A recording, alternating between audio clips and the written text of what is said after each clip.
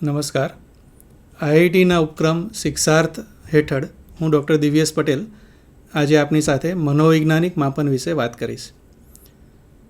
મિત્રો, આપણે કોઈ વિદ્યાર્થીને કોઈ વિષય વસ્તુ શીખવવા માગતા હોય તો કેટલીક મહત્ત્વની બાબતો રહેલી છે.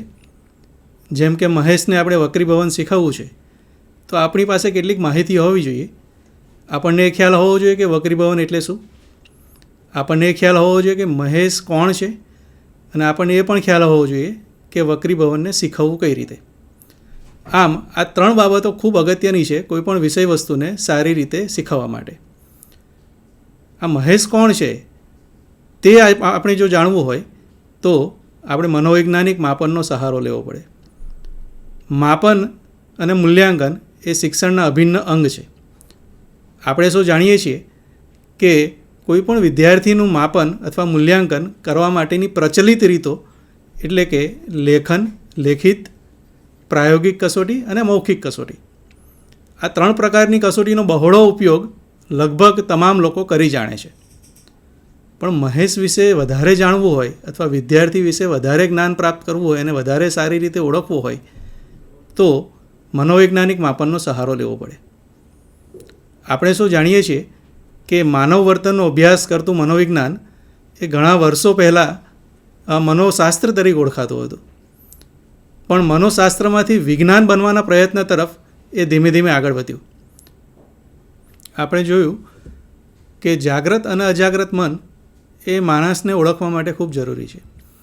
મનોવૈજ્ઞાનિક માપનમાં કોન્શિયસ માઇન્ડ એટલે કે ચેતન અને અજાગ્રત એટલે કે અચેતન માઇન્ડ આ બંનેનો અભ્યાસ કરવો ખૂબ જરૂરી છે. માણસ બાહ્ય રીતે જે વર્તન કરે છે તેના કરતાં તેના અંદર શું પડેલું છે તે પણ જાણવું ખૂબ જરૂરી છે. અને આ બંને બાબતને જાણવી હોય અથવા ચેતન અને અચેતન બંને બાબતોનો અભ્યાસ કરવો હોય તો આપણી પાસે મનોવૈજ્ઞાનિક માપનનો આધાર રહેલો છે. આપણે જોઈ શકીએ કે મનોવૈજ્ઞાનિક માપન માટે મનોવૈજ્ઞાનિક કસોટી એ શિક્ષક પ્રશિક્ષણનો એક ભાગ છે. તમામ તાલીમાર્થીઓ શિક્ષક પ્રશિક્ષણની તાલીમ દરમિયાન મનોવૈજ્ઞાનિક કસોટીનું એક કાર્ય કરે છે. પોતે મનોવિજ્ઞાનમાં જે સૈદ્ધાંતિક આધારો શીખે છે તે સૈદ્ધાંતિક આધારોને પોતાની શાળામાં જઈ અને લાગુ પાડે છે અને તેને પ્રાયોગિક રીતે ચકાસે છે. આવો જ એક આધાર એટલે મનોવૈજ્ઞાનિક કસોટી. મનોવૈજ્ઞાનિક કસોટી જો કોઈ તાલીમાર્થી અથવા કોઈ પણ વ્યક્તિએ ઉપયોગમાં લેવી હોય તો તેની પાસે ત્રણ બાબતોનું જ્ઞાન હોવું ખૂબ જ જરૂરી છે. એટલે એમ કહી શકાય કે મનોવૈજ્ઞાનિક કસોટીનું જે સુપ્રત કાર્ય છે એ સુપ્રત કાર્યમાં ત્રણ બાબતો હોવી અનિવાર્ય છે. આમાંની એક પણ બાબત જો ગેરહાજર હોય તો કહી શકાય કે મનોવૈજ્ઞાનિક કસોટીનો સંપૂર્ણ સૈદ્ધાંતિક અને પ્રાયોગિક અનુભવ મળી શક્યો નથી. તો આ ત્રણ બાબતો કઈ છે? તો સૌથી પહેલી છે મનોવૈજ્ઞાનિક કસોટી. મનોવૈજ્ઞાનિક કસોટી કોને કહેવાય, તેનો અર્થ શું છે, તેના પ્રકારો કયા છે, તેનો ઇતિહાસ શું છે, તેનું બેકગ્રાઉન્ડ શું છે, તેનું જ્ઞાન હોવું ખૂબ જ જરૂરી છે. ત્યારબાદ છે માપન હેઠળનું લક્ષણ.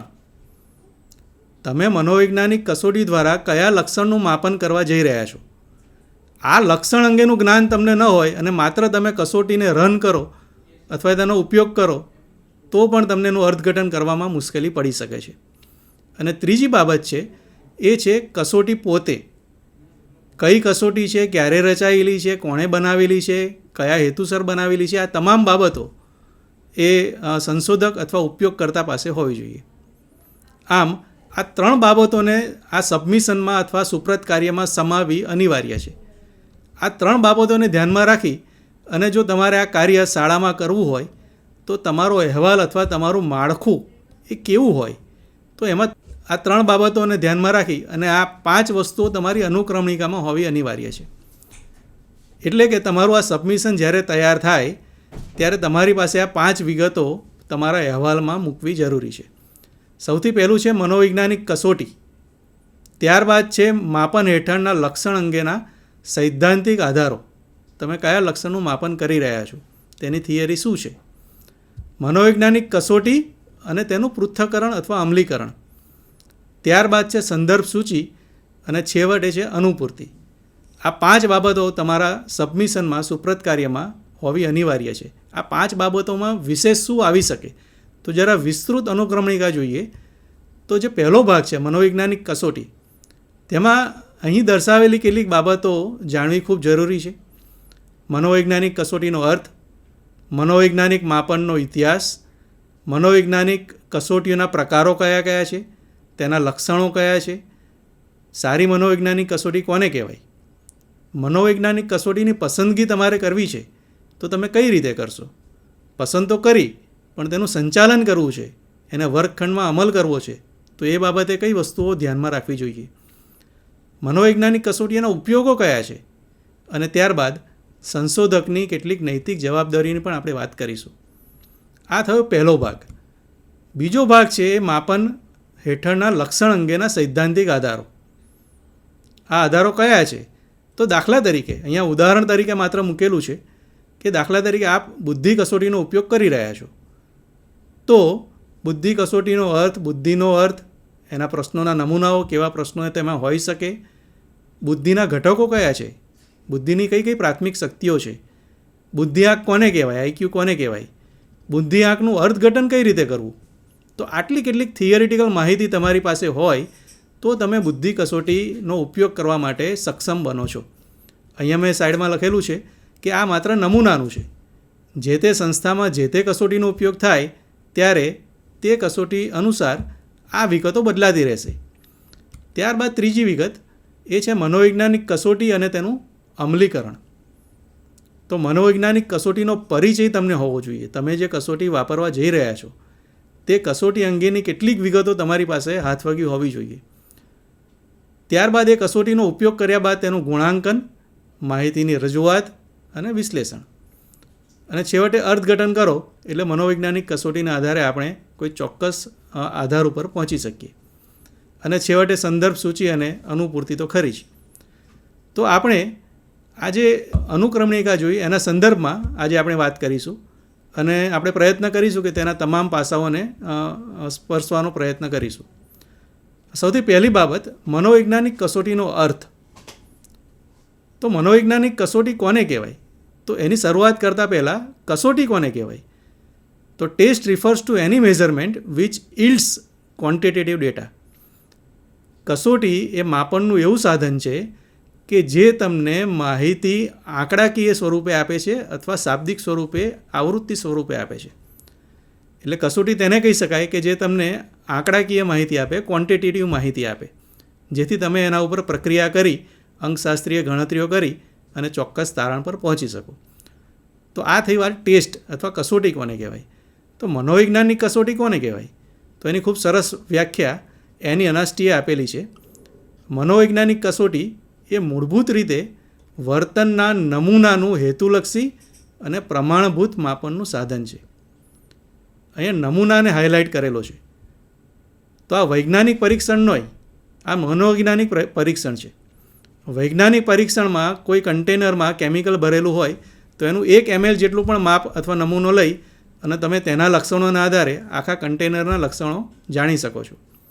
પણ આ મનોવૈજ્ઞાનિક હોવાથી જે તે સમયે વર્તનનો નમૂનો માત્ર હાથમાં લાગે છે. એટલે કોઈ વિદ્યાર્થી કોઈ ચોક્કસ પરિસ્થિતિમાં પ્રમાણિકતા દર્શાવે છે તો એનો અર્થ એમ કે એ વિદ્યાર્થી પ્રમાણિક છે, પણ પરિસ્થિતિ અનુસાર એ કદાચ ભવિષ્યમાં ન પણ હોઈ શકે.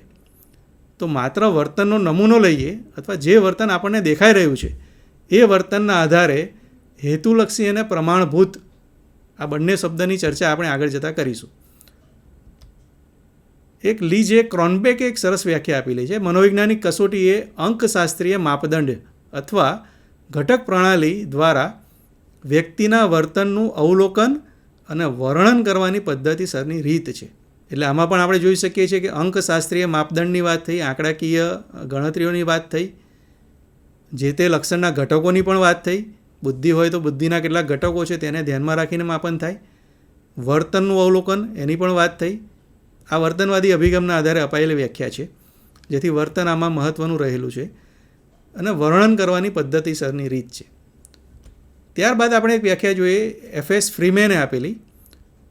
મનોવૈજ્ઞાનિક કસોટી એ એવું પ્રમાણિત સાધન છે કે જેના દ્વારા શાબ્દિક, બિનશાબ્દિક કે અન્ય વર્તનોના નમૂનાના આધારે વ્યક્તિના સમગ્ર વ્યક્તિત્વના એક કે તેથી વધારે પાસાઓનું માપન થાય છે.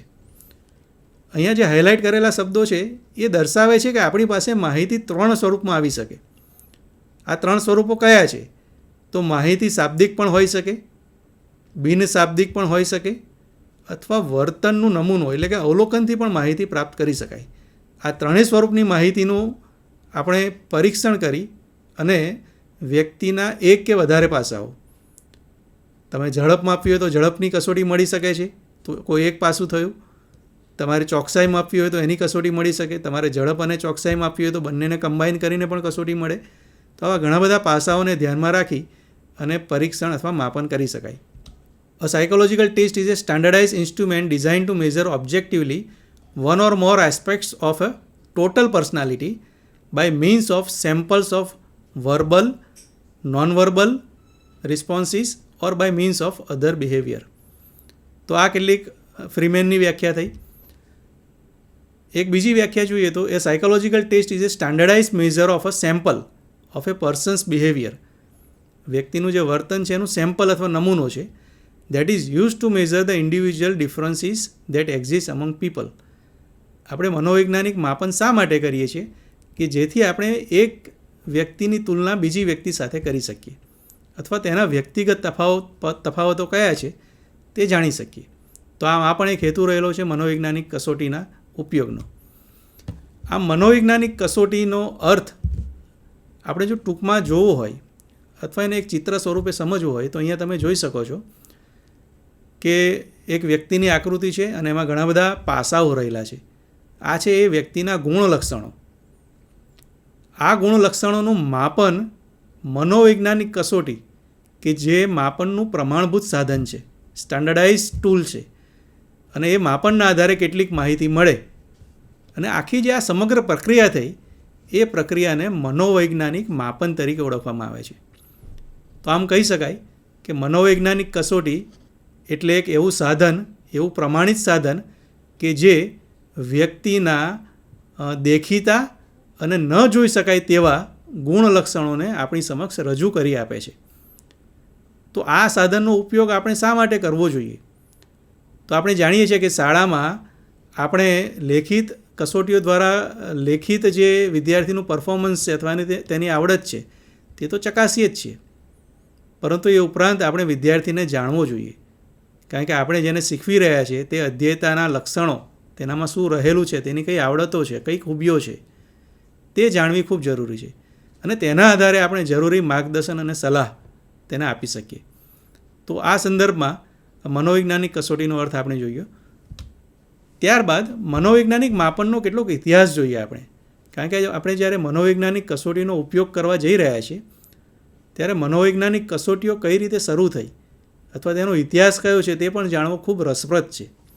કારણ કે ઘણા પ્રયત્નો થયા બાદ ધીમે ધીમે જ્યારે મનોશાસ્ત્ર મનોવિજ્ઞાન તરફ આગળ વધ્યું અથવા તેણે વિજ્ઞાન બનવાના પ્રયત્નો કર્યા, વિજ્ઞાનની જેમ ચોક્કસ નિયમો તારવવાના પ્રયત્નો કર્યા, ત્યારે મનોવિજ્ઞાનની શરૂઆત થઈ.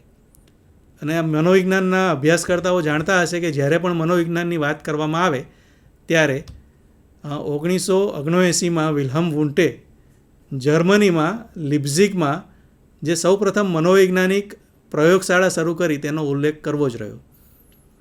તે અગાઉ જેટલા પણ પ્રયત્નો થતા હતા તે અવલોકન આધારિત હતા. વ્યવસ્થિત વૈજ્ઞાનિક સ્વરૂપે જે વિજ્ઞાનના પ્રયોગો કરવાની પદ્ધતિ છે તેને અનુસરીને સૌપ્રથમ પ્રયોગશાળા જર્મનીના લિપ્ઝિગમાં સ્થપાઈ. તેઓએ શું કર્યું? તો આપણી જે ઇન્દ્રિયો છે, દ્રષ્ટિ છે, શ્રવણ છે, પ્રતિક્રિયા છે, રિફ્લેક્ટિવ એક્શન્સ આપણા છે, પ્રતિક્રિયાનો સમય છે, મનોશારીરિક સમસ્યાઓ છે, તેના પર અભ્યાસ શરૂ કર્યો. આ અભ્યાસ ધીમે ધીમે આગળ વધ્યો અને 19મી સદીની શરૂઆતમાં અથવા પૂર્વાર્ધમાં એસ્કિવરોલે અને સેગ્વિન આ બંને ખૂબ મહત્ત્વનું કામ કર્યું. તેઓએ મંદ બુદ્ધિ અને ગાણપણ વચ્ચેનો ભેદ આપ્યો. અને આ ભેદ આપ્યો એટલું જ નહીં, પણ મંદ બુદ્ધિની કેટલીક કક્ષાઓ રહેલી છે તેની પણ એમણે વાત કરી. તેઓએ કયા આધારે વાત કરી? તો તેઓનું જે સાધન હતું એ ફોર્મ બોર્ડમાં આકારો ગોઠવવાના. આ જે પ્રક્રિયા છે અથવા જે રમત છે આપણે ઘણી વખત કરી ચૂક્યા છે. મોબાઈલમાં પણ એવી ઘણી એપ મળે છે કે જેમાં કોઈ હાથીનું ચિત્ર હોય, અસ્તવ્યસ્ત હોય, તેના વિવિધ આકારોને આપણે ગોઠવી અને હાથીનો આકાર બનાવવાનો પ્રયત્ન કરીએ છીએ. તો આ દરમિયાન બુદ્ધિનો ઉપયોગ કરવો અનિવાર્ય છે. તો આની વાત 19મી સદીની શરૂઆતમાં થઈ. ત્યારબાદ ફ્રાન્સિસ ગેલ્ટને મનોવૈજ્ઞાનિક માપનમાં અંકશાસ્ત્રનો સૌપ્રથમ પ્રયોગ શરૂ કર્યો, એટલે કે આંકડાકીય વિશ્લેષણોની શરૂઆત કરી. અને તેમણે જે વાત કરી એ ઇન્દ્રિયોના શક્તિના આધારે બુદ્ધિનું માપન કર્યું. એટલે આપણી જે 5 ઇન્દ્રિયો છે તેની શક્તિઓ હોય અને શક્તિઓના માપનના આધારે બુદ્ધિ કેટલી છે વ્યક્તિમાં તે નક્કી કરવાનો પ્રયત્ન કર્યો. ત્યારબાદનો જે પડાવ છે એ ખૂબ અગત્યનો છે અને તે આ પડાવમાં જે પ્રવેશ થાય છે એ છે આલ્ફ્રેડ બીને. આલ્ફ્રેડ બીનેનો ઉલ્લેખ મનોવૈજ્ઞાનિક માપનમાં કરવો અનિવાર્ય છે, કારણ કે મનોવૈજ્ઞાનિક કસોટીનું વ્યવસ્થિત સ્વરૂપ સૌપ્રથમ તેમણે તૈયાર કર્યું. અને આલ્ફ્રેડ બીનેએ એ જે પરિવર્તન કર્યું એ પરિવર્તન ખૂબ અગત્યનું હતું. અત્યાર સુધી જે મનોવૈજ્ઞાનિક માપનો થયા એ ઇન્દ્રિયોના શક્તિઓના માપનના આધારે હતા. એટલે વ્યક્તિની ઇન્દ્રિયોમાં કેટલી શક્તિઓ રહેલી છે તેના આધારે માપન કરવામાં આવતું હતું. આલ્ફ્રેડ બીનેએ ઇન્દ્રિયો શક્તિ તો ખરી જ, પણ અજાગ્રત મનમાં જે માનસિક વ્યાપારો છે કે જે ઉચ્ચ માનસિક વ્યાપારો જેવા કે ચિંતન, તર્ક, સ્મૃતિ, કલ્પના, સમાજ, સૌંદર્ય વિવેક, સંકલ્પ બળ, આ જે વસ્તુઓ દેખાતી નથી તેનો અભ્યાસ શરૂ કર્યો. અને ત્યારબાદ મહત્ત્વની એક ઘટના બની. 1904માં ફ્રાન્સમાં શાળામાં અભ્યાસ કરતા કેટલાક વિદ્યાર્થીઓ નબળા હતા અને આ નબળા અથવા પાછળ પડી ગયેલા વિદ્યાર્થીઓને ઓળખવા માટે એક કમિશનની રચના કરવામાં આવી. અને આ કમિશનમાં આલ્ફ્રેડ બીને અને સાયમન કે જે પોતે ડૉક્ટર હતા તેમનો સમાવેશ કરવામાં આવ્યો. અને આ તબક્કે સાયમન અને બીને પોતાની જે વિચારધારા હતી કસોટીઓની તેનો બહોળો પ્રયોગ કરવાની એક તક મળી. અને તેઓએ શું કર્યું તો 1905માં બીને અને સાયમને કસોટી અને સ્કેલની રચના કરી અને તેમણે બુદ્ધિનો ઉપયોગ કરવો પડે એવી કેટલીક પરિસ્થિતિઓના આધારે એ કસોટી રચના કરી. અને આપણે સૌ જાણીએ છીએ કે શારીરિક વય ઉપરાંત માનસિક વયનો પણ એક ખ્યાલ અત્યારે ખૂબ પ્રચલિત છે. તો આ ખ્યાલનો પ્રવેશ પણ આ સાયમન અને બીને દ્વારા આપવામાં આવ્યો. એટલે આ સંકલ્પના પણ રજૂ થઈ, માનસિક વય કોને કહેવાય. તો આમ ખૂબ અગત્યનો પડાવ એ સાયમન બીનેનો કહી શકાય. ત્યારબાદ તો 1917થી સામૂહિક કસોટીઓ પણ શરૂ થઈ. સામૂહિક કસોટીઓમાં ઉલ્લેખ કરવો રહ્યો કે અમેરિકા દ્વારા વિશ્વયુદ્ધ માટે લશ્કરમાં ભરતીના હેતુસર આર્થર એસ ઓટિસને જે કામ સોંપવામાં આવ્યું કે લશ્કરમાં ભરતી કરવી છે તો તેઓએ આલ્ફા અને બીટા નામની 2 કસોટી બનાવી. જે લોકો શિક્ષિત હતા એ લોકો માટે આલ્ફા એટલે કે શાબ્દિક કસોટી, અને એમાં પેપર અને પેન્સિલનો ઉપયોગ કરવાનો હોવાથી તેને પેપર પેન્સિલ ટેસ્ટ તરીકે પણ ઓળખવામાં આવે છે. અને આ શબ્દ મનોવૈજ્ઞાનિક માપનમાં ખૂબ પ્રચલિત છે. પરંતુ જે લોકો અશિક્ષિત હતા તેઓ માટે તેઓએ બીટા એટલે કે ચિત્ર સ્વરૂપે પણ એક કસોટી બનાવી કે જેના આધારે તેઓને જાણી તેઓના લક્ષણોને ઓળખી અને તેઓને લશ્કરમાં ભરતી કરી શકાય. ત્યારબાદ તો અમેરિકાએ આ કસોટીઓને ખુલ્લી કરી અને શાળાના ઉપયોગમાં લઈ શકાય તેવા સ્વરૂપમાં એને ફેરવી અને જાહેર જનતા માટે ખુલ્લી મૂકી.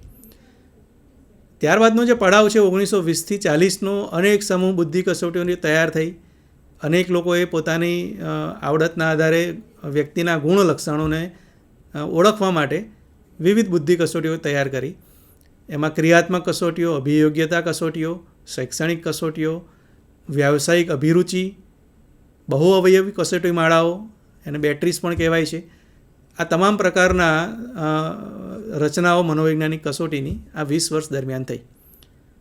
હાલની પરિસ્થિતિ કેવી છે એ પણ જરા આપણે જોઈએ તો વર્તમાન સમયમાં અવયવ વિશ્લેષણની પદ્ધતિ ખૂબ પ્રચલિત છે. અવયવ વિશ્લેષણ એટલે શું? તો બુદ્ધિના તો અનેક પાસાઓ છે, પણ અનેક પાસાઓમાંથી એ કોઈ એક પાસાને ધ્યાનમાં રાખીને કસોટી તૈયાર કરવી. જેમ કે તર્ક શક્તિ, તો તમામ બુદ્ધિ માપવાની જરૂર નથી, પણ આપણે જરૂર છે માત્ર તર્ક શક્તિ માપનની. તો એ એક લક્ષણના આધારે પણ કસોટીઓ તૈયાર થઈ રહી છે. આમ નાના નાના લક્ષણોને છૂટા પાડી અને તેને માપન કરવા માટેની કસોટીઓ હાલમાં ખૂબ પ્રચલિત બની રહી છે. તો આ મનોવૈજ્ઞાનિક માપનનો ઇતિહાસ એ ખૂબ રસપ્રદ છે, કારણ કે શબ્દો દ્વારા, વર્તન દ્વારા, ચિત્રો દ્વારા, ક્રિયાઓ દ્વારા વ્યક્તિની અંદર જે પડેલું છે બહાર લાવવાનું છે. અને આ ખૂબ રસપ્રદ ઇતિહાસ એ મનોવૈજ્ઞાનિક માપનનો રહેલો છે. તો આમ આપણે બે વસ્તુઓની વાત કરી, મનોવૈજ્ઞાનિક કસોટીનો અર્થ અને મનોવૈજ્ઞાનિક માપનના એનો ઇતિહાસ. ત્યારબાદ મનોવૈજ્ઞાનિક કસોટીના પ્રકારો જોઈએ તો આમ તો મુખ્ય બે પ્રકાર કહી શકાય. શક્તિ કસોટીઓ કે જેમાં વ્યક્તિની મહત્તમ કાર્યસિદ્ધિનું માપન થાય, એનું ઓપ્ટિમમ લેવલ કયું છે, જેમ કે અભિયોગ્યતા, યાંત્રિક, વૈજ્ઞાનિક, અધ્યાપન, આ બધી અભિયોગ્યતાઓ એ શક્તિ દર્શાવે છે. ડ્રાઇવિંગ ટેસ્ટ આપણે આપીએ છીએ તો એ પણ આપણી શક્તિ દર્શાવે છે. કારકુની શક્તિ છે, સંખ્યા શક્તિ છે, અંક માપન છે, ભાષા શક્તિ છે, આવી અનેક શક્તિઓનું માપન કરતી કસોટીઓ એટલે શક્તિ કસોટીઓ.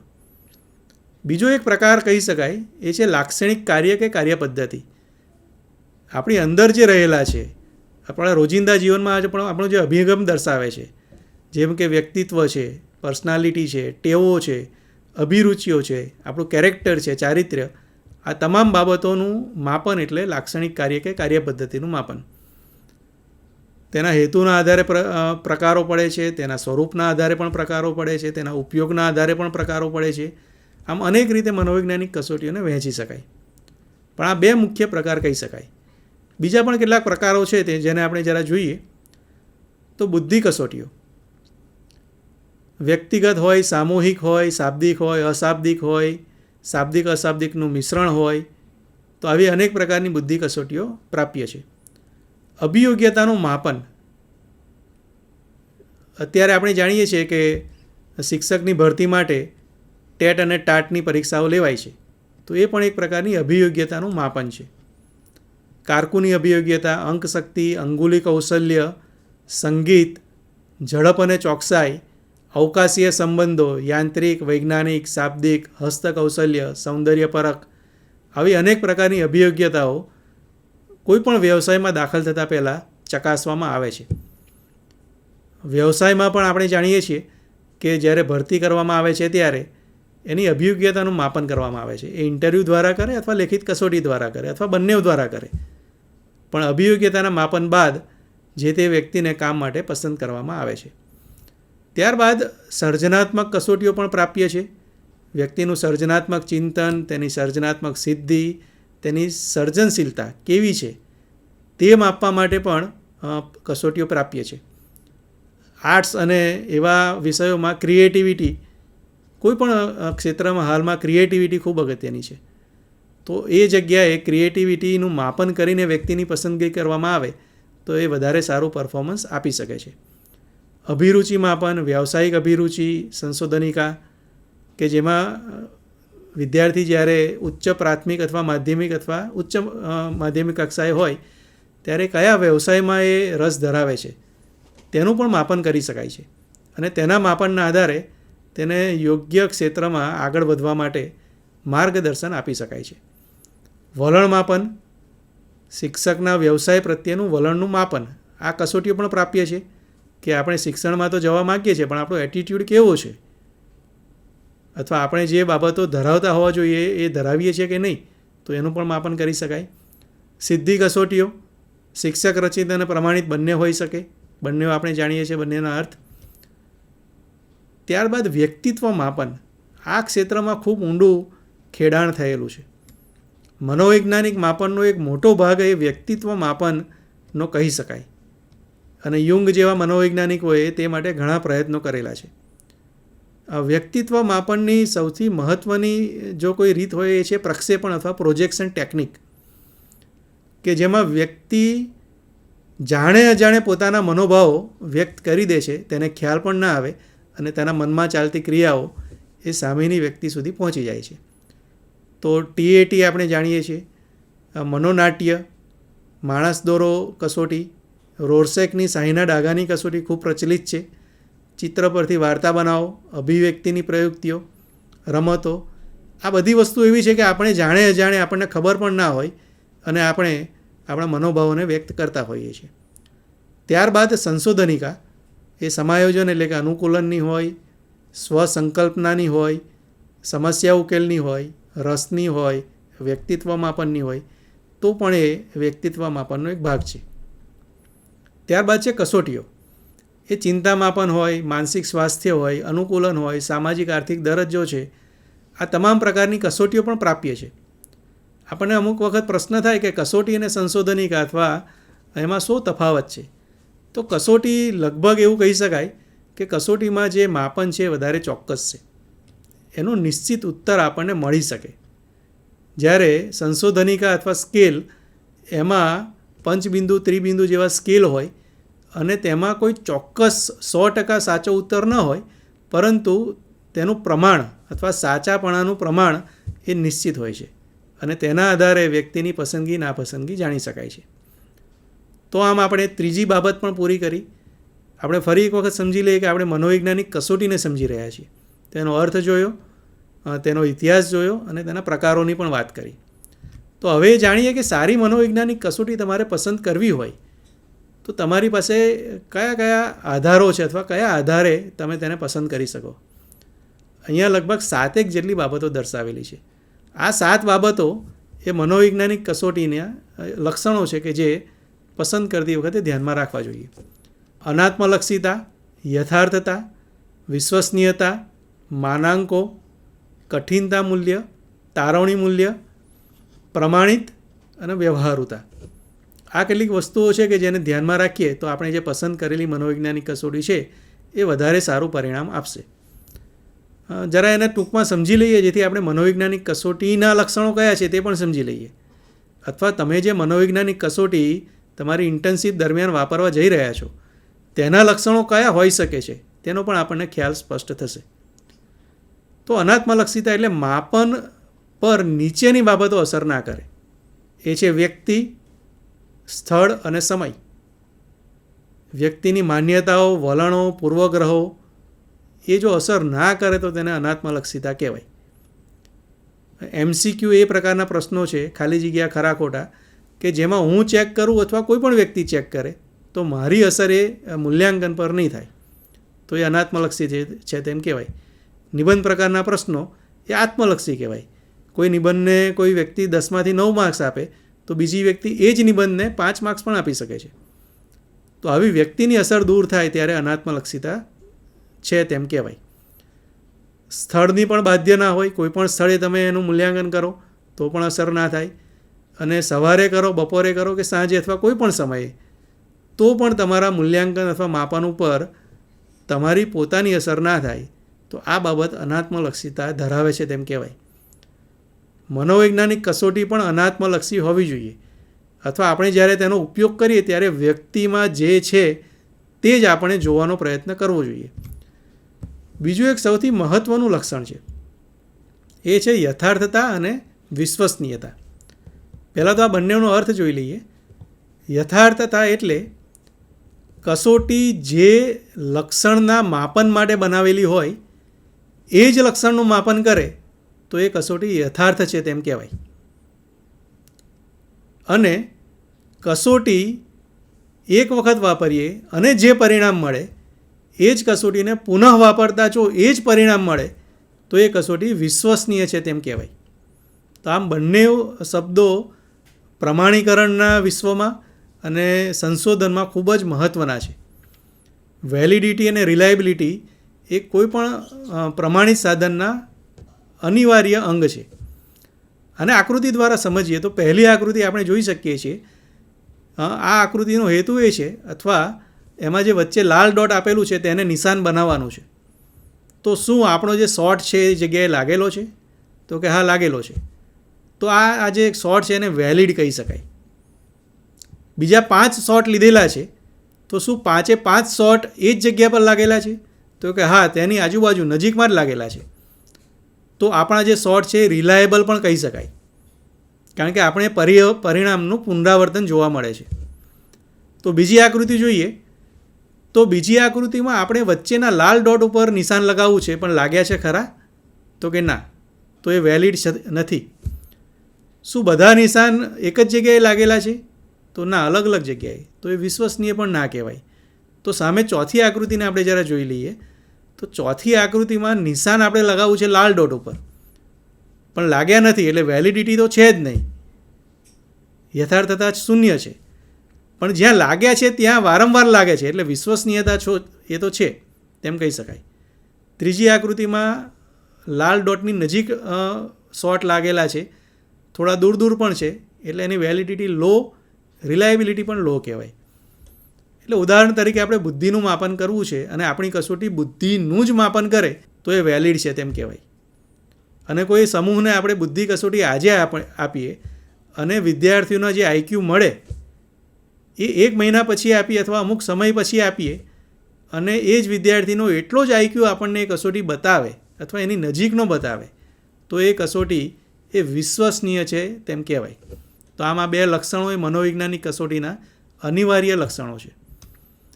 ત્યારબાદ જે અગત્યનું લક્ષણ છે અથવા જે પસંદ કરતી વખતે ધ્યાનમાં રાખવું જોઈએ એ છે માનાંકો અથવા તેને ધોરણો પણ કહે છે, અંગ્રેજીમાં તેને નોર્મ્સ કહે છે.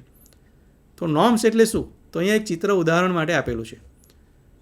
દાખલા તરીકે 15 વર્ષની કોઈ વ્યક્તિ છે, તેની સરેરાશ ઊંચાઈ આટલી હોવી જોઈએ. તો આ જે ઊંચાઈ આટલી હોવી જોઈએ એ અનેક 15 વર્ષના વ્યક્તિઓના અભ્યાસના આધારે સરેરાશ ઊંચાઈ કાઢેલી છે.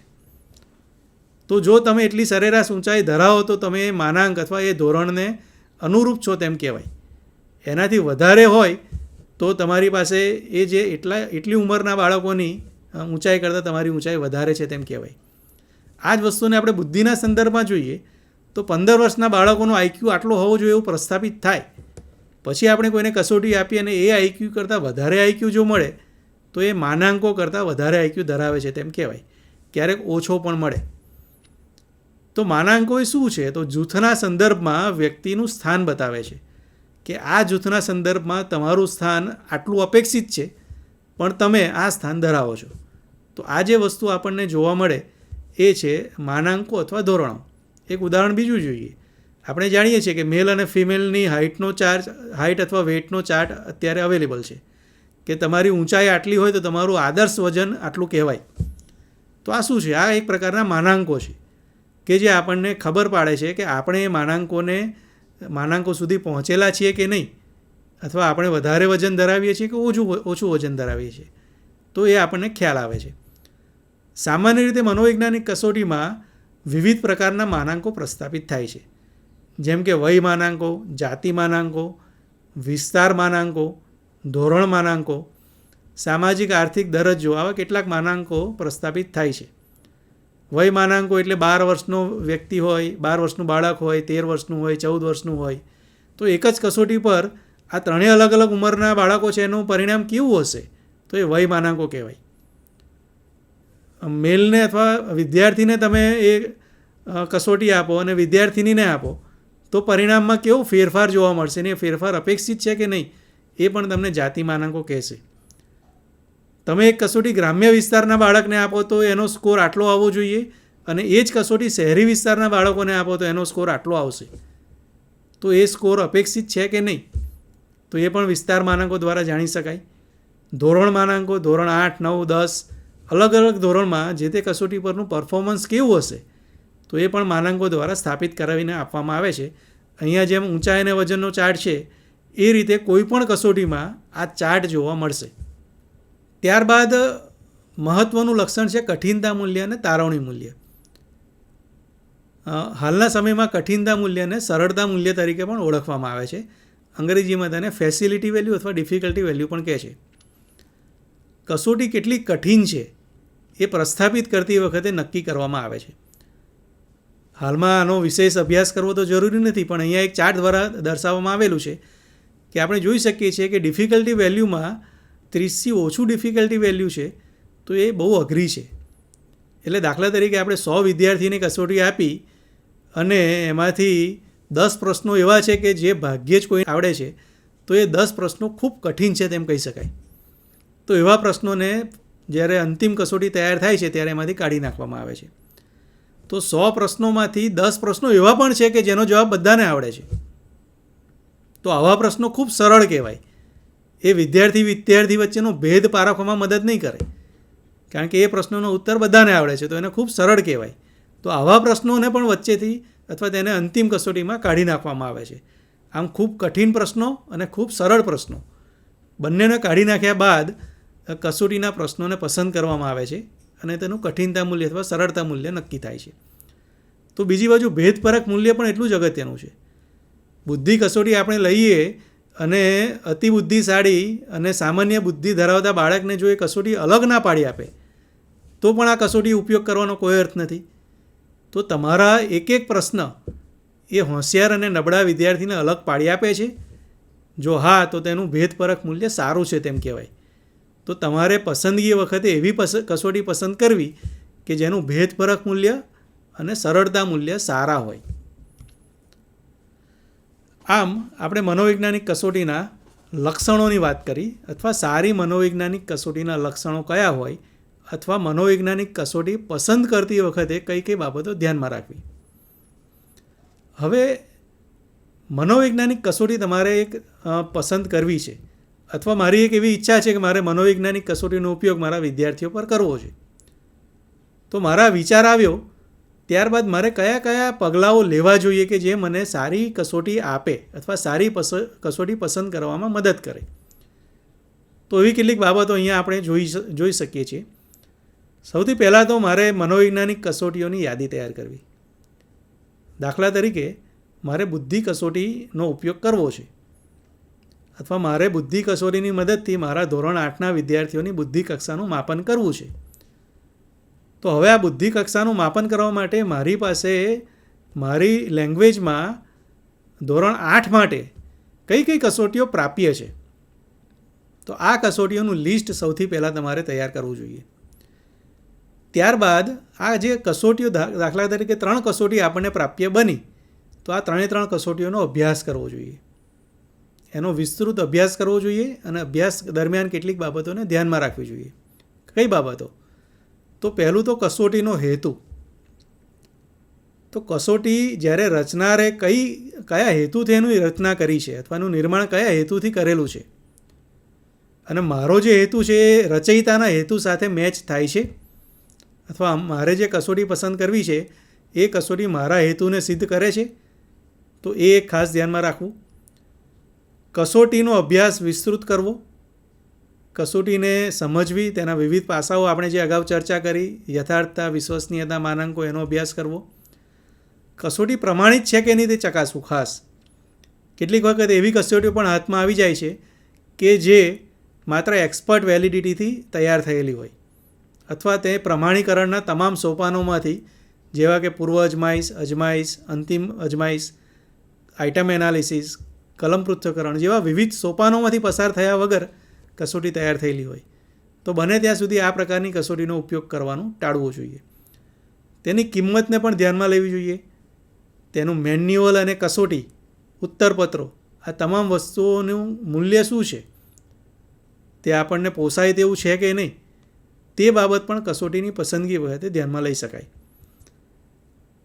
ત્યારબાદ સલાહ લેવી પણ ખૂબ અગત્યની છે. ક્યારેક એવું બને કે આપણે એવા ક્ષેત્રમાં માપન કરવા જઈ રહ્યા હોય કે જેના અંગે આપણે ખૂબ ઓછી માહિતી ધરાવતા હોય, તો આપણે એવા વ્યક્તિનો સંપર્ક કરવો જોઈએ, અથવા એવા અધ્યાપકો કે શિક્ષકોએ, મનોવૈજ્ઞાનિકોની સલાહ લેવી જોઈએ કે મારે આનું માપન કરવું છે, તો મારે કયા પ્રકારની કસોટીનો ઉપયોગ કરવો જોઈએ. તો આ સલાહ પણ ક્યારેક ખૂબ કામમાં લાગી શકે છે. રચનાનું વર્ષ કયું છે તે પણ જોવું જોઈએ. ક્યારેક ખૂબ જૂની કસોટીઓ હોય તો વાસ્તવમાં અત્યારના સમયમાં એ ક્યારેક લાગુ ન પડે, અથવા તેને પરિણામોનું અર્થઘટન યોગ્ય ના પણ થાય. એના માનાંકો કયા છે? કસોટીનું જ્યારે મેન્યુઅલ તમે જુઓ ત્યારે વય માનાંકો, જાતિ માનાંકો, વિસ્તાર માનાંકો, કયા પ્રકારના માનાંકો પ્રસ્થાપિત થયેલા છે તે પણ જોઈ લેવા જોઈએ.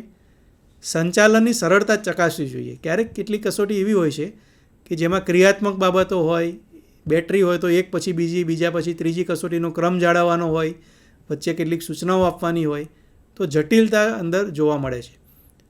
તો જે કસોટી પસંદ કરીએ એ એના સંચાલનમાં કેટલી સરળ છે એ બાબત પણ જોઈ લેવી જોઈએ. ભાષાંતરિત કસોટીનો ઉપયોગ બને ત્યાં સુધી ન કરવો, કારણ કે કોઈ અલગ ભાષામાં રચાયેલી કસોટીના શબ્દોના અર્થ અલગ હોય, તેનું બેકગ્રાઉન્ડ અલગ હોય, ત્યાંની સંસ્કૃતિ અલગ હોય, અને એ જ કસોટીને આપણે ભાષાંતરિત કરી અને લાગુ પાડવાનો પ્રયત્ન કરીએ તો અર્થ કદાચ બદલાઈ જાય એવું પણ બને. અને છેલ્લે વિષય વસ્તુ, આ ખૂબ અગત્યનું છે. મેં જે કસોટી પસંદ કરી છે એમાં એવા કેટલાક શબ્દો છે કે જે ધોરણ 8ના બાળકો જાણતા જ નથી.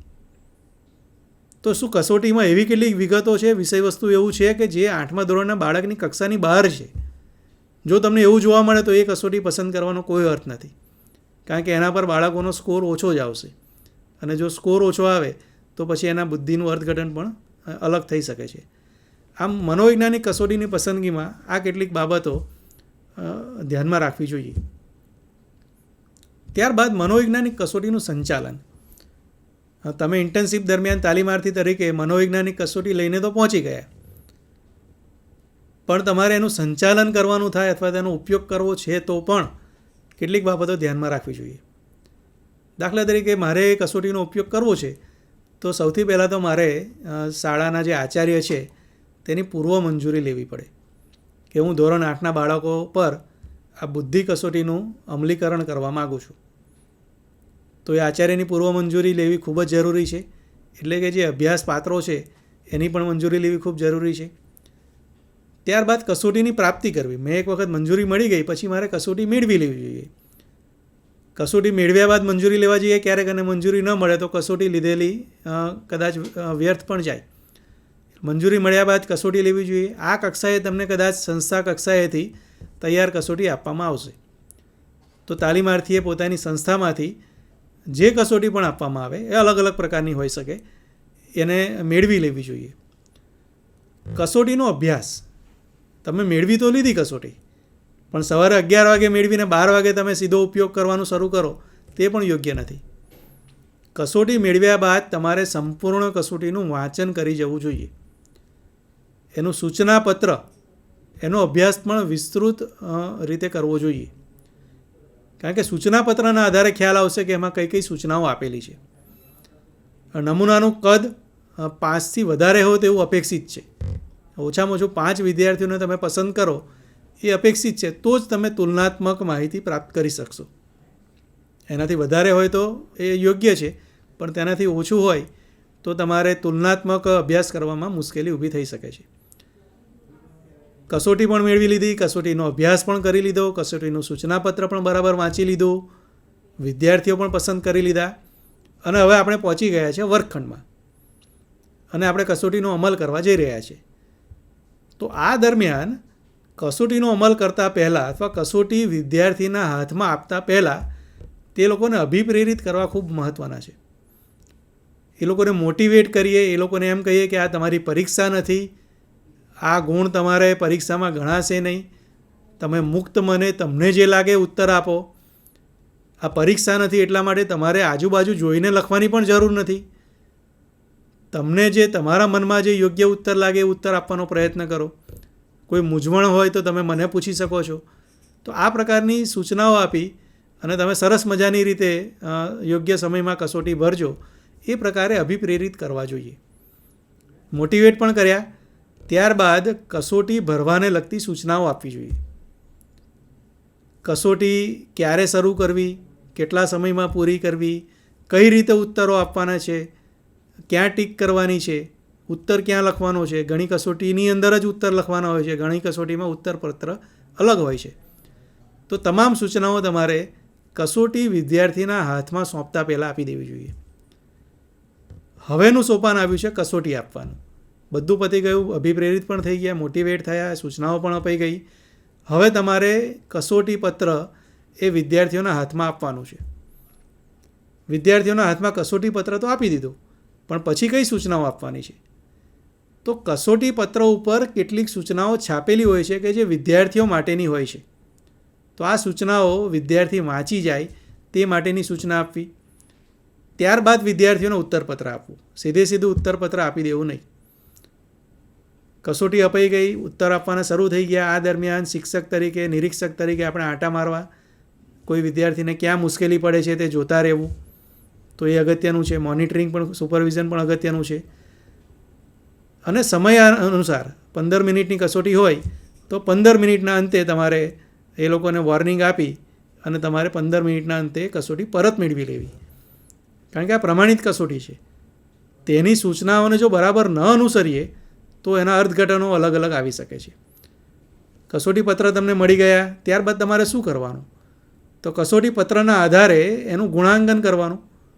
ગુણાંકન કરવું એટલે કે એની ગુણાંકન ચાવી તમને મેન્યુઅલમાં સૂચનાપત્રમાં મળશે. તો એ ચાવીના આધારે તમારે જે તે વિદ્યાર્થીઓના ઉત્તરોનું ગુણાંકન કરવાનું. ગુણાંકન કર્યા બાદ તેનું અર્થઘટન કરી અને તમારે તમારા અધ્યાપકની મંજૂરીથી જે તે સમયે તમારી કોલેજ ખાતે આ અહેવાલ સુપ્રત કરવાનો રહે. તો આમ મનોવૈજ્ઞાનિક કસોટીનું સંચાલન આ તબક્કાઓમાંથી પસાર થવું જોઈએ એ આદર્શ ગણાય. આ આદર્શ પરિસ્થિતિમાંથી પસાર થયા બાદ લેવામાં આવેલી કસોટીનું જે એના આધારે જે અર્થઘટનો મળે એ વધારે સારા હોઈ શકે. મનોવૈજ્ઞાનિક કસોટીના ઉપયોગોના ક્ષેત્ર કયા છે? તો આપણે સૌ જાણીએ છીએ કે વિવિધ ક્ષેત્રોમાં મનોવૈજ્ઞાનિક કસોટીઓ ઉપયોગમાં લેવાય છે. કેળવણીમાં પ્રવેશથી માંડીને મૂલ્યાંકન સુધી તમામ કક્ષાએ મનોવૈજ્ઞાનિક કસોટીઓનો ઉપયોગ થાય છે. ઔદ્યોગિક ક્ષેત્રે તો બહોળા પ્રમાણમાં થાય છે. પોતાના કર્મચારીઓની પસંદગીમાં એ લોકો મનોવૈજ્ઞાનિક કસોટીઓનો ભરપૂર ઉપયોગ કરે છે.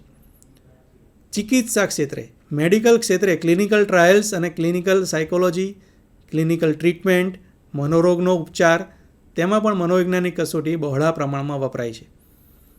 સલાહ અને માર્ગદર્શન માટે તો ખૂબ અનિવાર્ય છે. નવી રાષ્ટ્રીય શિક્ષણ નીતિમાં મેન્ટરિંગ પર ખૂબ ભાર મૂકવામાં આવવાનો છે.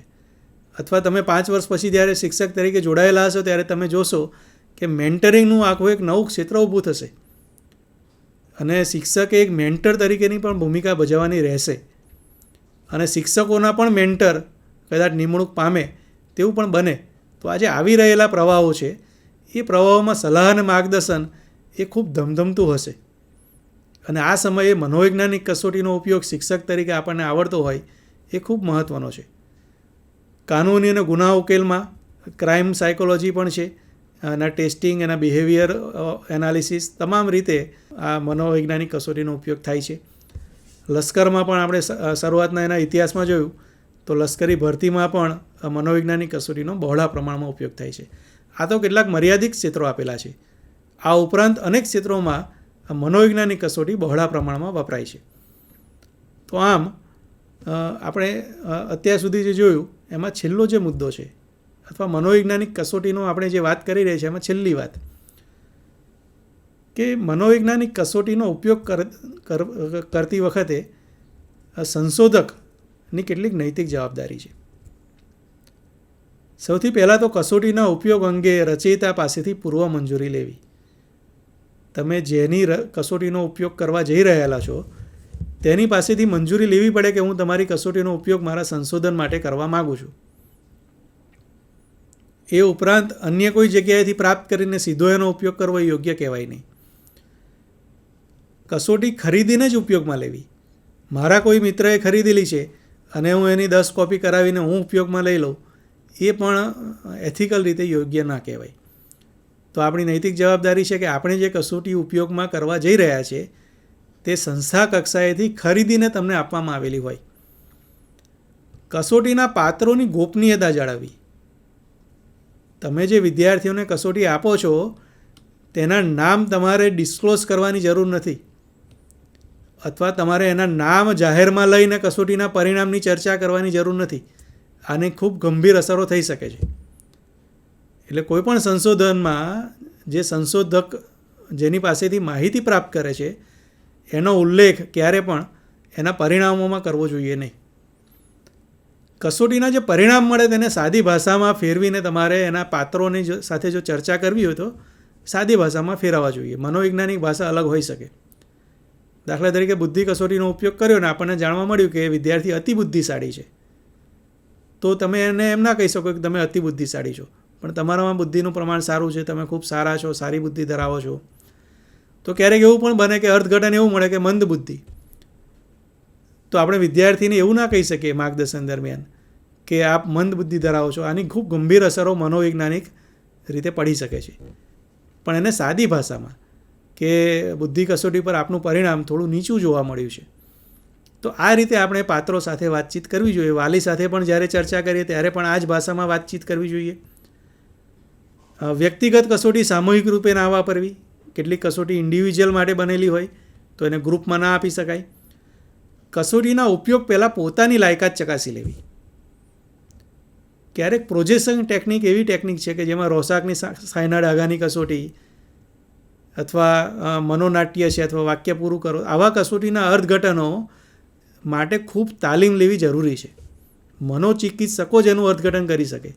તો આ પ્રકારની કસોટીઓના ઉપયોગ માટે આપણે લાયકાત ધરાવીએ છીએ કે નહીં એ પણ ચકાસી લેવું જોઈએ. તો આમ કેટલીક નૈતિક જવાબદારી સંશોધક તરીકે અથવા કસોટીના ઉપયોગકર્તા તરીકે આપણી પાસે રહેલી છે. તો મિત્રો, આપણે અત્યાર સુધીમાં જે 3 બાબતો જોવાની હતી એમાંની પહેલી બાબત પૂરી કરી, મનોવૈજ્ઞાનિક કસોટીનો અર્થ, અને એની અંદર તેનો અર્થ, ઇતિહાસ, પ્રકારો, લક્ષણો, પસંદગી, સંચાલન, ઉપયોગો અને નૈતિક જવાબદારીઓ. એટલે અનુક્રમણિકાના પહેલા ભાગની ચર્ચા આપણે અત્યારે પૂરી કરી છે તેમ કહી શકાય. તો બીજો ભાગ કયો છે? તો આજે 5 અનુક્રમણિકાના મુખ્ય મુદ્દાઓ છે. એમાંનો પહેલો મુદ્દો આપણે પૂરા કર્યા બાદ બીજા મુદ્દા તરફ જઈએ તો બીજો મુદ્દો છે માપન હેઠળના લક્ષણ અંગેના સૈદ્ધાંતિક આધારો. હું રસ સંશોધનીનો ઉપયોગ કરવા માગું છું તો રસ અંગે મને થિયોરિટિકલ નોલેજ હોવું જોઈએ. જો થિયોરિટિકલ નોલેજ ના હોય તો મારી પાસે એનો ઉપયોગ કરવાની લાયકાત નથી. તો આ બીજું અને સૌથી અગત્યનું જે સોપાન છે અથવા બાબત છે એ તમારા અહેવાલમાં હોવી જોઈએ. ઉપરની જે વિગતો લખી છે એ તો હોવી જોઈએ. તો ઉદાહરણ તરીકે, આ માત્ર એક ઉદાહરણ છે કે દાખલા તરીકે હું બુદ્ધિ કસોટીનો ઉપયોગ કરવા માગું છું અને એના માટે લઘુ બુદ્ધિ કસોટી મને પ્રાપ્ય છે. તો બુદ્ધિ કસોટી હું ક્લાસમાં લઈને સીધો પહોંચી જાઉં તેના પહેલાં મારી પાસે કેટલીક થિયોરિટિકલ કોન્સેપ્ટ્સ મારા ક્લિયર થયેલા હોવા જોઈએ. તો બુદ્ધિ કસોટી વિશે મને શું ખબર હોવી જોઈએ? તો એક તો મને બુદ્ધિનો અર્થ ખબર હોવી જોઈએ, ઇન્ટેલિજન્સ કોને કહેવાય. ત્યારબાદ બુદ્ધિ કસોટીના પ્રશ્નોના નમૂના, કે બુદ્ધિ કસોટીમાં કેવા કેવા પ્રશ્નો હોઈ શકે એ પણ મને ખબર હોવી જોઈએ. બુદ્ધિની પ્રાથમિક શક્તિઓ કયા કયા ઘટકો બુદ્ધિને દર્શાવે છે, અથવા મનોવૈજ્ઞાનિકે જ્યારે બુદ્ધિની થિયરી આપી ત્યારે કયા કયા ઘટકોને ઓળખ્યા એ પણ મને ખબર હોવી જોઈએ. બુદ્ધિ આંક કોને કહેવાય, આઈક્યુ કોને કહેવાય એની પણ મને ખબર હોવી જોઈએ. અને બુદ્ધિ આંકનું અર્થઘટન, આઈક્યુનું અર્થઘટન કેવી રીતે કરવું એ પણ મને ખબર હોવી જોઈએ. તો બુદ્ધિ અંગેની આટલી વસ્તુઓ જો મને ખ્યાલ હોય તો જ એ કસોટીનો ઉપયોગ કરવા માટે હું લાયક બનું છું તેમ કહેવાય. અને અહીંયા તમે જોઈ શકો છો કે પસંદિત કસોટી અનુસાર બદલાશે. એવું જરૂરી નથી કે તમારી સંસ્થામાંથી તમને બુદ્ધિ કસોટી જ આપવામાં આવે. ક્યારેક ઝડપ ચોકસાઈની કસોટી પણ મળી શકે, સ્વસંકલ્પના પણ મળી શકે, રસ સંશોધની પણ મળી શકે, બુદ્ધિ કસોટી પણ મળી શકે. તો જે પણ તમને કસોટી મળે પણ એની કસોટીનું થિયરી એ તમને સંસ્થા ખાતેથી સમજાવવામાં આવશે. અથવા જો સમજાવવામાં ન આવે તો તમારે એવી અપેક્ષા રાખવી અથવા તેમની પાસેથી એવી માગણી કરવી કે આ અંગેની થિયોરિટિકલ બાબત પણ અમને થોડી સમજાવો. કારણ કે સીધી કસોટી આપી દઈને તેનો ઉપયોગ કરવો એ મનોવૈજ્ઞાનિક કસોટીનું પૂરેપૂરું જ્ઞાન તમને નહીં આપે. એટલે એનું થિયોરિટિકલ બેકગ્રાઉન્ડ પણ થોડું સંસ્થા કક્ષાએથી અથવા તમે તમારા સ્વપ્રયત્ને પણ વિશેષ માહિતી જો કોઈ રેફરન્સ બુક મળે તો તેમાંથી મેળવી શકો છો. તો આજે 5 બાબતો મારે બુદ્ધિની જાણવી છે તો મારી પાસે કેવું હોવું જોઈએ, કઈ માહિતી? તો મારી પાસે બુદ્ધિનો અર્થ હોવો જોઈએ, એની વ્યાખ્યાઓ હોવી જોઈએ, એના વિધાનો કયા કયા છે તે હોય, એના લક્ષણો કયા છે એ પણ મને ખબર હોવી જોઈએ, એના પ્રશ્નો કેવા હોય. તો એક ઉદાહરણ અહીંયા આપેલું છે, શાબ્દિક કસોટી હોય તો અધૂરા વાક્યો પૂરા કરવા, શબ્દોનો અર્થ આપવો, સમાનતા અને ભિન્નતાને તપાસવી, 2 શબ્દો વચ્ચેનો ભેદ સ્પષ્ટ કરવો, કોયડા ઉકેલવા, તર્કદોષ શોધવો, અંક શ્રેણી પૂરી કરવી. આવી કેટલાક પ્રશ્નોની વૈવિધ્ય છે. તો એ મને ખબર હોવી જોઈએ કે કેટલું વૈવિધ્ય છે અને મારી કસોટીમાં કયા પ્રકારના પ્રશ્નો છે. તો એવી જ રીતે શાબ્દિક સામૂહિક કસોટીનું પણ વૈવિધ્ય હોય, અશાબ્દિક કસોટીનું પણ હોય, ક્રિયાત્મક કસોટીના પણ પ્રશ્નો અલગ અલગ હોય. તો આ નમૂના પણ મારે તપાસી લેવા જોઈએ. માનસિક શક્તિઓ કઈ છે બુદ્ધિની? શાબ્દિક સમજ, શાબ્દિક સરળતા, અંક શક્તિ, અવકાશીય સમજ, સાહચર્યયુક્ત સ્મૃતિ, મેમરી, પ્રત્યક્ષ જ્ઞાનની ઝડપ, આગમન તર્ક, આવી ઘણી બધી બાબતો બુદ્ધિમાં સમાયેલી છે. તો હું જે કસોટી વાપરવા જઈ રહ્યો છું તેમાં એના ઘટકો કયા છે, અથવા આ જે બાબતો છે, શક્તિઓ દર્શાવેલી છે, એમાંથી કઈ શક્તિ આમાં સમાયેલી છે. ક્યારેક કેટલીક કસોટી આમાંની 2-3 બાબતોને લઈને પણ રચવામાં આવેલી હોય. તો આપણે જોઈ લેવું જોઈએ કે મારી જે કસોટી છે એના ઘટકો કયા કયા છે. ત્યારબાદ બુદ્ધિઆંક કોને કહેવાય? તો માનસિક વય ભાગ્યા શારીરિક ગુણ્યા 100. આ પણ મને આ સૂત્ર ખબર હોવી જોઈએ, તો જ મને આઈક્યુ કોને કહેવાય એનો ખ્યાલ આવશે. અને આ આઈક્યુનું અર્થઘટન કઈ રીતે કરવું, તો એના આધારે એક ઉદાહરણ અહીં આપેલું છે સ્ટેમફર્ડ બિનેની બુદ્ધિ કસોટી પરના બુદ્ધિઆંકનું વર્ગીકરણ. દાખલા તરીકે મેં વિદ્યાર્થીને કસોટી આપી અને વિદ્યાર્થીએ 110 સ્કોર પ્રાપ્ત કર્યો, તો મારે એનું અર્થઘટન કઈ રીતે કરવું. ધોરણ 8ના વિદ્યાર્થીને કસોટી આપી એટલે લગભગ 13 વર્ષની ઉંમરનું બાળક હશે, તો 13 વર્ષના બાળકના જૂથમાં તે ઉચ્ચ સામાન્ય બુદ્ધિ ધરાવે છે તેમ કહેવાય.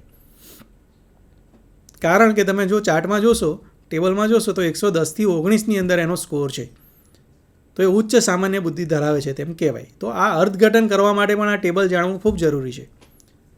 કોઈ અતિ ઉત્તમ બુદ્ધિવાળા વિદ્યાર્થી મળી આવે તો એને અલગ પ્રકારની વ્યવસ્થા ગોઠવી શકાય, અથવા તેના અર્થઘટનોનો ઉપયોગો તો ખૂબ ઊંડાણપૂર્વકના છે.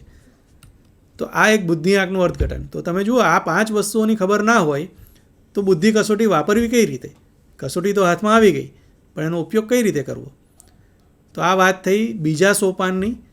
જે પણ લક્ષણનું માપન કરવા તમે જઈ રહ્યા છો તેની થિયરી તમને ખબર હોવી જોઈએ. દાખલા તરીકે જો તમે અભિયોગ્યતા કસોટી વાપરવા જઈ રહ્યા છો તો અભિયોગ્યતાનો અર્થ તમને ખબર હોવી જોઈએ, અભિયોગ્યતાના પ્રકારો કયા છે, અથવા અભિરુચિ હોય તો એના અર્થ અને પ્રકારો તમને ખ્યાલ હોવા જોઈએ. અભિયોગ્યતાનો અર્થ, એનું માપન, એના પ્રકારો તમને ખબર હોવા જોઈએ. તો ટૂંકમાં તમે જે પણ લક્ષણનું માપન કરવા જઈ રહ્યા છો તેની થિયરિટિકલ માહિતી તમને ખબર હોવી જોઈએ. તો આ થઈ બીજા નંબરની વાત. તો અનુક્રમણિકાને ફરી આપણે યાદ કરી લઈએ કે આપણે 2 વસ્તુઓની ચર્ચા પૂરી કરી, મનોવૈજ્ઞાનિક કસોટી અને માપન હેઠળના લક્ષણ અંગેના સૈદ્ધાંતિક આધારો, થિયરી આપણે વાંચી જવી જોઈએ. આ 2 વસ્તુ પતી ગઈ પછી આપણે લાયક બનીએ છીએ કે મનોવૈજ્ઞાનિક કસોટીને વર્ગમાં જઈને આપીએ. તો હવે ત્રીજા નંબરનું સોપાન મનોવૈજ્ઞાનિક કસોટી અને તેનું અમલીકરણ. તેમાં 3 બાબતો તમારે તમારા અહેવાલમાં અથવા સબમિશનમાં લખવી જોઈએ. પહેલું છે મનોવૈજ્ઞાનિક કસોટીનો પરિચય. તો એટલે શું? તો તમારે તમારા અહેવાલમાં લખવું જોઈએ કસોટીનું નામ શું છે, તેના રચયિતા કોણ છે, તેની લાયકાત કઈ છે, કયા લેવલે એ રચાયેલી છે, કસોટી રચનાનું વર્ષ કયું છે, કસોટીનું સ્વરૂપ કયું છે, શાબ્દિક, અશાબ્દિક, ક્રિયાત્મક, કયા પ્રકારની કસોટી છે, વ્યક્તિગત છે, સામૂહિક છે, શું છે. સૂચનાપત્રમાં કઈ કઈ વિગતો અગત્યની છે જે તમારે નોંધ કરવી જોઈએ. દાખલા તરીકે 15 મિનિટની કસોટી છે, એના અગાઉ આ સૂચનાઓ આપવી જરૂરી છે. તો આ કેટલીક વસ્તુઓ તમારે અહીંયા નોંધ કરવી જોઈએ. એની વિશ્વસનીયતા કેટલી છે, એની પ્રમાણભૂતતા કેટલી છે, એ પણ અહીંયા નોંધ કરી શકાય. તમારે એની ગુણાંકન ચાવી મૂકવી જોઈએ. એના માનાંકો કયા છે, તો માત્ર એની યાદી આપો કે આ કસોટી માટે વય માનાંક, જાતિ માનાંક સ્થાપિત થયેલા છે. કસોટીની વિશ્વસનીયતા અને યથાર્થતા કેટલી છે, કઈ રીતે શોધવામાં આવેલી છે. તો એનું સૂચનાપત્ર અથવા મેન્યુઅલ તમે વાંચશો તો તેમાંથી તમને આ બધી વસ્તુઓ મળી રહેશે. આપણે હમણાં એક નમૂના દ્વારા એને સમજવાનો પ્રયત્ન કરીશું. તો ઉદાહરણ તરીકે અહીંયા એક લઘુ બુદ્ધિ કસોટી આપવામાં આવેલી છે, ડૉક્ટર J.H. શાહ રચિત, જેના કોપીરાઇટ આકાશ મનોમાપન કેન્દ્ર પાસે રહેલા છે. આ કસોટી સંપૂર્ણ રીતે તમને બતાવી ના શકાય કારણ કે તેના કોપીરાઇટ રહેલા છે, પરંતુ શિક્ષણના હેતુસર તેના કેટલાક મર્યાદિત ભાગ હું તમને બતાવીશ કે જેથી તમને ખ્યાલ આવે કે કસોટીમાં કઈ કઈ વસ્તુઓ ક્યાંથી શોધી શકાય. તો જુઓ કે લઘુબુદ્ધિ કસોટી જ્યારે વિદ્યાર્થીઓને આપીએ ત્યારે તમને શરૂઆતના બીજા જ વાક્યમાં જોવા મળશે કે આ શબ્દ ભંડોળ કસોટી છે. તમને આ કસોટીના બીજા જ વાક્યમાંથી ખબર પડશે કે આ કસોટી 8 થી 12ના અને પીટીસીના તાલીમાર્થીઓ માટે બનાવેલી છે. એટલે તમને ખબર પડી જાય કે મારે વાપરવા યોગ્ય છે કે નહીં. એના રચયિતાનું નામ પણ આપેલું છે, એમની લાયકાત પણ આપેલી છે, અને આ જે માહિતી છે વિદ્યાર્થીએ ભરવાની છે, એનું નામ, કોલેજનું નામ, શાળાનું, કુમાર, કન્યા, ધોરણ, વર્ગ, તારીખ આજની કઈ છે, જન્મ તારીખ કઈ છે, જેથી વય જાણી શકાય. તો આ કેટલીક પ્રાથમિક માહિતી તમને શરૂઆતના ઉપરથી મળશે. આ માત્ર નમૂના માટે તમને દર્શાવેલી છે. આનો ઉપયોગ તમે જે તે રચયિતાના એની પૂર્વ મંજૂરી બાદ જ કરી શકો. ત્યારબાદ તમે સૂચનામાં પણ જોઈ શકો કે આ શબ્દ ભંડોળ કસોટી છે, જેમાં 30 શબ્દોની યાદી આપેલી છે, દરેકના 4 જુદા જુદા અર્થ આપેલા છે. એ અર્થમાંથી સાચો અર્થ પસંદ કરીને તમારે ક, ખ, ગ કે ઘ એ તમારે કૌંસમાં લખવાનો છે. હવે જો આ સૂચના તમે કસોટી આપ્યા પહેલાં બાળકોને ના આપો તો કસોટી તો હાથમાં આવી ગઈ, બાળકને ખબર નહીં પડે કે મારે કરવાનું શું છે. તો આ પણ તમારે અંદરથી વાંચી જવું, એનો અભ્યાસ કરી જવો. ત્યારબાદ કેટલીક મહત્ત્વની બાબતો અંદર રહેલી છે. કસોટીને તમે શરૂ કરો અથવા એનું પાનું ફેરવો એ પહેલાં અગાઉ આગળના પેજ ઉપર એક ઉદાહરણ આપેલું છે પ્રેક્ટિસ માટેનું. તો એ પ્રેક્ટિસ બાળક કરી લે. કસોટી એકચ્યુઅલ શરૂ કરતાં પહેલાં તો એક ઉદાહરણ અહીંયા મૂકેલું છે. તો આ ઉદાહરણ બાળકને સમજાવવું, એનો જવાબ કઈ રીતે લખવો એ પ્રેક્ટિસ માટે એક અને કૌંસમાં જગ્યા આપેલી છે ત્યાં લખાવવો. અને આ પ્રેક્ટિસ થઈ ગયા બાદ તમારે વિદ્યાર્થીઓને કહેવું કે હવે તમે આ કસોટીને શરૂ કરી શકો છો. તો આ જે કસોટી JS શાહ દ્વારા રચાયેલી છે એનો આ કેટલોક નમૂનો તમને મેં બતાવ્યો.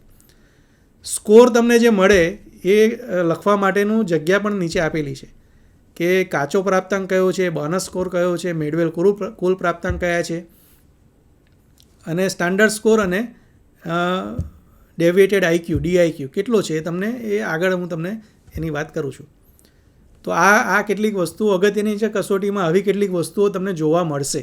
એક નમૂનાનો પહેલો પ્રશ્ન મૂકેલો છે. કસોટીમાં તો 30 પ્રશ્નો છે, પરંતુ કોપીરાઇટના ભાગ હેઠળ તમામ પ્રશ્નો તમને બતાવી શકાય નહીં. તો એક પ્રશ્ન અહીં આપેલો છે, સંક્ષિપ્ત અર્થ છે, તો એના 4 ઓપ્શન છે ને એક ઓપ્શનનો ઉત્તર તમારે કૌંસમાં લખવાનો છે. તો આવા 30 પ્રશ્નો હશે. તો એ પ્રશ્નો અથવા કસોટીના સૂચનાપત્રમાં મેં તમને આગળ વાત કરી કે માનાંકો પણ હશે, વિશ્વસનીયતા પણ હશે, બધું લખેલું હશે અંદર. જેમ કે આ કસોટીમાં તમે જોઈ શકો 45 શબ્દોમાંથી 35 શબ્દોની યાદી આપેલી, 300 વિદ્યાર્થીને આપીને સ્ટાન્ડર્ડાઇઝ કરેલી છે. ધોરણ 5થી 11ના 119 વિદ્યાર્થી મેં અંડરલાઇન કરેલી છે લાલ અક્ષરથી. તો એ સ્ટાન્ડર્ડાઇઝેશનની પ્રોસેસમાંથી પસાર થયેલી છે, પ્રમાણિત કસોટી છે. અંતિમ કસોટીનું નમૂનો કઈ રીતે પસંદ કર્યો તો ઝુમખા પદ્ધતિથી કર્યો. 485 પાત્રોને પસંદ કર્યા. નીચે જુઓ 20 મિનિટ લખેલું છે. ધોરણ 5, 6, 7 હોય તો તમારે 20 મિનિટ આપવી, અને ધોરણ 8થી ઉપર હોય તો તમારે 15 મિનિટ જ આપવી. તો આ બધી વસ્તુ તમને મેન્યુઅલમાંથી મળશે. મેન્યુઅલમાંથી માનાંકો પણ મળશે. જુઓ અહીંયા લખેલું છે વય જૂથ માનાંક અને વય જૂથવાર પ્રમાણભૂત પ્રાપ્તાંકો. આ 2 માનાંકો સ્થાપિત થયેલા છે. તો આ કસોટીના 2 માનાંકો સ્થાપિત થયેલા છે. વિશ્વસનીયતા કઈ છે એ પણ નીચે તમે જોઈ શકો છો. તો કસોટી પુનઃ કસોટી, અર્ધ વિચ્છેદન પદ્ધતિ, તાર્કિક સમાનતાયુક્ત પદ્ધતિ 3 રીતે શોધેલી છે. એના મૂલ્યો અહીંયા દર્શાવેલા નથી, પણ એ કસોટીમાં તમે જ્યારે વાસ્તવિક કસોટી મેળવશો ત્યારે તમને અહીંયા મૂલ્યો પણ જોવા મળશે. તો યથાર્થતા કઈ રીતે શોધેલી છે એ પણ તમને કસોટીના મેન્યુઅલમાંથી મળશે. દેસાઈ બુદ્ધિ સમૂહ બુદ્ધિ કસોટીની યથાર્થતા પણ સ્થાપિત કરેલી છે. તો આ કેટલીક ટેકનિકલ વસ્તુઓ તમારે જાણવી જોઈએ, તેનો અભ્યાસ કરવો જોઈએ અને તમારે તમારા અહેવાલમાં એને લખવું જોઈએ. તમને કસોટીના મેન્યુઅલમાં આવી ગુણાંકન ચાવી પણ મળશે. અહીંયા ગુણાંકન ચાવીમાં જે ઉત્તરો છે અહીંયા છુપાવેલા છે, કારણ કે કોપીરાઇટ હેઠળ તમને બતાવી ના શકાય, પણ ગુણાંકન ચાવી આ પ્રકારની તમને મળશે. તો સામે બોનસ સ્કોર પણ આપેલો છે કે જો એક વિધાન સાચું હોય તો કેટલો બોનસ સ્કોર આપવો, અને 5 વિધાન મિનિમમ સાચા હોય તો કેટલો બોનસ સ્કોર આપવો. તો એ પણ તમને એના સૂચનાઓ જોવા મળશે. અને ત્યારબાદ માનાંકો કઈ રીતે આપેલા હશે. તો દાખલા તરીકે સ્ટાન્ડર્ડ સ્કોર અહીંયા આપેલો છે, અને કોઈ વિદ્યાર્થીએ 12 વર્ષના વિદ્યાર્થીએ 5નો સ્કોર મેળવ્યો અથવા કસોટી પર એને 5 માર્ક્સ મળ્યા, તો તમારે આડી હરોળમાં 12 જોવું પડે, કારણ કે ઉપર વય લખેલું છે, અને ઊભી હરોળમાં ઊભા સ્તંભની અંદર 5 ક્યાં છે એ જોવું પડે, અને બંને જ્યાં ભેગા થાય છે ત્યાં તમને સ્ટાન્ડર્ડ સ્કોર 34 મળ્યો તેમ કહેવાય. બાકીના સ્ટાન્ડર્ડ સ્કોર અહીંયા દર્શાવેલા નથી, પણ જ્યારે તમે અસલ મેન્યુઅલ મેળવશો ત્યારે તમામ ખાના ભરેલા હશે, અને કોઈ પણ વયનું બાળક હોય એનો જેટલો પણ સ્કોર હોય એના માટે તમને સ્ટાન્ડર્ડ સ્કોર અહીંયાથી મળી રહેશે. એ રીતે વય જૂથવાર વિચલન માનાંકો પણ તમને મળી રહેશે. હમણાં વાત કરી એ રીતે જ જોવાના રહેશે. તો આમ તમને એક નમૂનાની બુદ્ધિ કસોટી મેં માત્ર શિક્ષણના હેતુસર અથવા તમને માહિતગાર કરવા માટે બતાવી. હવે કસોટી પત્રો મળી ગયા, ઉત્તરપત્રો મળી ગયા, એનું ગુણાંકન ચાવી અનુસાર તમારે એને ચકાસવા પડે. માહિતીની રજૂઆત તમે ગ્રાફ સ્વરૂપે કરો કે સારણી સ્વરૂપે, બંને સ્વરૂપે ચાલી શકે. અહીંયા એક ઉદાહરણ આપેલું છે, ટેબલ આપેલું છે. ક્રમ 1 વિદ્યાર્થીનું નામ આપેલું છે X, ઉંમર 12 વર્ષની છે, ધોરણ 7 છે, પ્રાપ્તાંક 5 મેળવ્યો છે, એનો DIQ 76 છે અને IQ એનો SS છે 34 છે. તો 5 વિદ્યાર્થી મિનિમમ તમારે પસંદ કરવાના છે. જો એમાં એનો હાઈએસ્ટ હોય તો એમ કહી શકાય કે એનું અર્થઘટન કઈ રીતે કરવું. તો આ રીતે સ્થાનિક અર્થઘટન આવું થાય કે 5 વિદ્યાર્થી પૈકી હવે તમે જુઓ 5નો નમૂનો લીધો છે તો તમારું અર્થઘટન પણ 5ના નમૂનાને જ લાગુ પડે. 5 વિદ્યાર્થી પૈકી વિદ્યાર્થી એક્સનો બુદ્ધિઆંક સૌથી વધારે છે, તેથી આપેલ જૂથમાં તે સૌથી વધારે બુદ્ધિ ધરાવે છે તેમ કહેવાય. અને જો તમારી પાસે મેં તમને પેલું અતિ બુદ્ધિશાળીવાળો ચાર્ટ બતાવેલો એવો ચાર્ટ હોય તો એ ચાર્ટમાં પણ તમે એને યોગ્ય જગ્યાએ મૂકી અને અતિ બુદ્ધિશાળી, સામાન્ય બુદ્ધિશાળી એ રીતે પણ તેનું અર્થઘટન કરી શકાય. તો કોઈ બીજો વિદ્યાર્થી વાય છે એનો બુદ્ધિઆંક સૌથી ઓછો છે, તો આપેલ જૂથમાં તે બુદ્ધિના સંદર્ભમાં નબળો કહી શકાય. હાલના સમયમાં મંદ બુદ્ધિ જેવા શબ્દો વાપરવામાં આવતા નથી, એટલે એની કાળજી લેવી. આવા શબ્દો અયોગ્ય છે તેમ અથવા એ ઊંડી અસર કરે છે અભ્યાસપાત્ર ઉપર એવું પણ જોવા મળ્યું છે. તો આવા શબ્દોને ટાળી અને યોગ્ય ભાષામાં આપણે અર્થઘટન કરવું જોઈએ. તો આ ત્રીજી વાત પણ આપણે અહીંયા પૂરી કરીએ છીએ.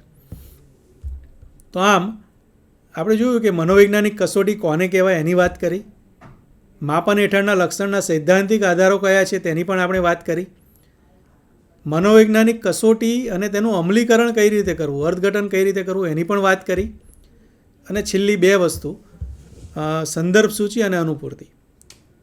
તો એ અપેક્ષિત છે કે તમારો જે અહેવાલ હોય તેના અંતે સંદર્ભ સૂચિ આપેલી હોય. અહીંયા નમૂના સ્વરૂપે એક સંદર્ભ સૂચિ આપેલી છે. દાખલા તરીકે તમે તમારા અધ્યાપક સાથે ચર્ચા કરશો તો તમને કહેશે કે સંદર્ભ લખવા કઈ રીતે અથવા એની APA સ્ટાઇલ કઈ છે. તો આપણે એનો વિસ્તૃત અભ્યાસ ના કરીએ, પણ આપણે જે 2-3 સંદર્ભો લખીએ છીએ તેને આ રીતે લખવાનો પ્રયત્ન કરીએ તો આપણને એક સ્ટાન્ડર્ડાઇઝ સાઇટેશન કઈ રીતે કરવું એનો ખ્યાલ આવશે. જેમ કે એની અટક પહેલાં લખવાની હોય, દેસાઈ કૃષ્ણકાંત ગોપાળજી નામ છે, 2013માં બનાવેલું છે પુસ્તક, તો એ અહીંયા લખેલું છે. એની 5મી આવૃત્તિ છે 2013ની. પુસ્તકનું નામ છે મનોવૈજ્ઞાનિક માપન, કૌંસમાં આવૃત્તિ પણ લખવી પડે, અને યુનિવર્સિટી ગ્રંથ નિર્માણ બોર્ડ દ્વારા પ્રકાશિત કરવામાં આવેલું છે પુસ્તક અમદાવાદ ખાતેથી. તો આ રીતે તમારી પાસે જેટલા સંદર્ભ હોય એ તમામ સંદર્ભ તમારે છેવટે આપવાના રહે. સંદર્ભ સૂચિ અપાઈ ગઈ, ત્યારબાદ અનુપૂર્તિ પણ અગત્યની છે. તમારો જે અહેવાલ તૈયાર થયો, તમારી જે ફાઇલ તૈયાર થઈ, એ ફાઇલના અંતે કસોટી પત્ર અસલ, જે પણ કસોટી તમે ખરીદેલી છે અસલ અંદર મૂકવી જોઈએ. જે પણ ઉત્તરપત્રો અસલ અથવા વિદ્યાર્થીઓએ જે વાસ્તવિક ભરેલા છે એ પણ અંદર બિડાણ તરીકે મૂકવા જોઈએ.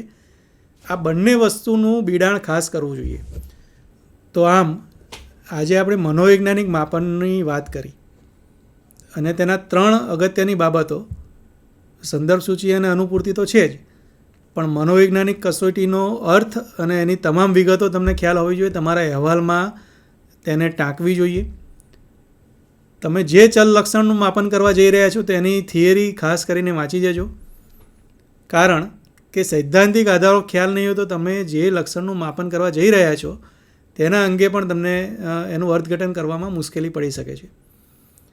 અને જે કસોટીનો તમે ઉપયોગ કરવાના છો તેના અંગેની પણ વિસ્તૃત માહિતી મેળવી લેવી જોઈએ. અગાઉથી કસોટી પત્ર મેળવી કસોટીને વાંચી જાઓ, તેના સૂચનાપત્રને વાંચી જાઓ, અને તેની સંપૂર્ણ સમજ મેળવ્યા બાદ શરૂઆતના 3 સોપાનો પાર કર્યા બાદ જ તમે એને વર્ગખંડમાં લેવા માટે લાયક બનો છો. એ બાબતો ખાસ ધ્યાનમાં રાખવી. મનોવિજ્ઞાન એ વ્યક્તિને ઓળખવામાં આપણને ખૂબ મદદ કરે છે. એ અનેક સાધનો આપણને પૂરા પાડે છે, પણ એ સાધનનો ઉપયોગ આપણે કઈ રીતે કરીએ છીએ તે પણ એ સાધનની અસરકારકતા દર્શાવવામાં આધાર રાખે છે. તો મને આશા છે કે ઇન્ટર્નશીપ દરમિયાન આપ જે પણ મનોવૈજ્ઞાનિક કસોટી વાપરવાના હો એ મનોવૈજ્ઞાનિક કસોટીનો અહેવાલ આ 3 બાબતો અને સૂચના અથવા સંદર્ભ સૂચિ અને અનુપૂર્તિના સાથે એક સરસ મજાનો અહેવાલ તમે તૈયાર કરી અને ભવિષ્યમાં શિક્ષક તરીકે મનોવૈજ્ઞાનિક કસોટી વાપરવા માટે વધારે સક્ષમતા કેળવો તેવી અપેક્ષા રાખું છું. ધન્યવાદ.